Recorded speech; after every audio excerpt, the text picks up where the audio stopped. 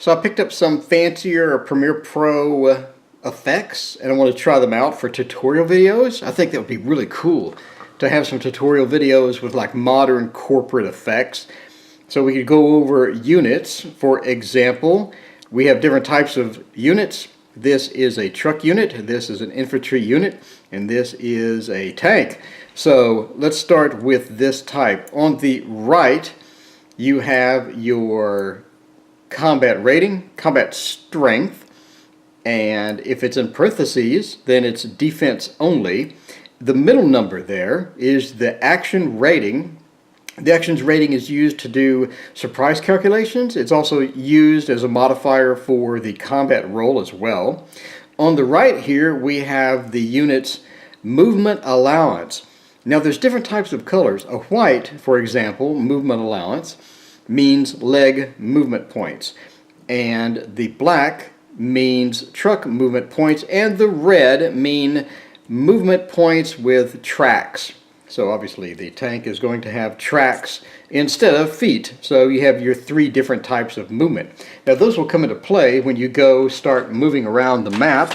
The terrain effects are different based upon the type of movement.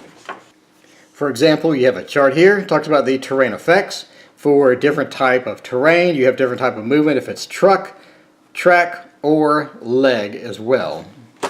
So on the left here, that is a RE size, a regimental equivalent. Basically, it's for this particular game, it's the number of steps that you have for the unit. So let's talk about the truck, for example. The truck has a 2 on the left side and a 45 on the right. The 2 indicates how many supply points he can carry. For example, this truck, since he has a 2, can carry 1 or 2 full supply points. If it has a T, then it could only carry 1 or 2 T, etc. But this one can carry 2. So if you have 5, that would be too heavy for this particular unit, since his limit is 2. Now he can move 45 movement points. However, keep in mind that when he unloads his supply, he uses up 10% of this number. So unloading supply would use up 10%, and then loading supply would use up 10%.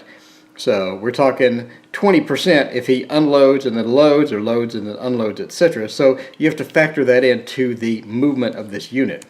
So this unit over here is an HQ unit who can throw supply. For example, he can throw this up to 8 movement points over here, and the 0 means that he has 0 movement allowance.